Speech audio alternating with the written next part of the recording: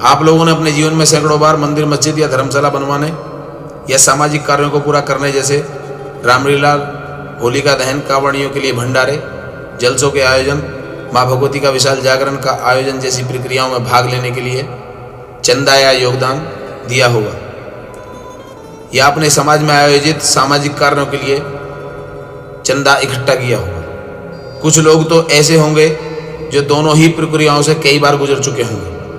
एक राजनेता को चुनाव लड़ाने के लिए ढेरों पार्टी फंड के नाम पर चंदा इकट्ठा किया जाता है। सामाजिक लोग एक राजनीतिज्ञ को रुपयों से तोलते हैं, लेकिन इन सभी प्रक्रियाओं में आपका जाने अनजाने, प्रत्यक्ष अप्रत्यक्ष कोई ना कोई स्वार्थ अवश्य निहित रहा होगा। आज आप हमारे कहने से, चाहे वो सिर्फ नाम का ही राष्ट्र निर्माण क्यों न हो, राष्ट्र हित की भावना को जागृत कर हमारे साथ एकजुट होकर आगे बढ़ें और अपनी सामर्थ्य अनुसार बढ़ चढ़कर अपनी योग्यताओं का प्रदर्शन करें और इस परिवर्तन क्रांति में मील के पत्थर साबित हों।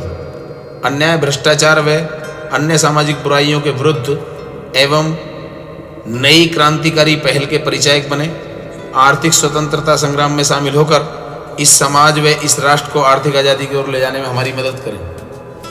यदि आपको लगता है कि आप अकेले हैं इस विचारधारा को अपनाने वाले, और यदि आप इसे अपनाते हैं तो आपके अकेले अपनाने से क्या होगा, तो आप गलत हैं। क्योंकि उपरोक्त पैदा हुई विचारधारा जिससे आप प्रभावित हैं या जिसे आप अपनाना चाहते हैं, किसी एक व्यक्ति विशेष की नहीं है, बल्कि पूरे संगठन की है। और संगठन को सुदृढ़ व सशक्त बनाने के लिए आप जैसे लोगों की अति आवश्यकता है।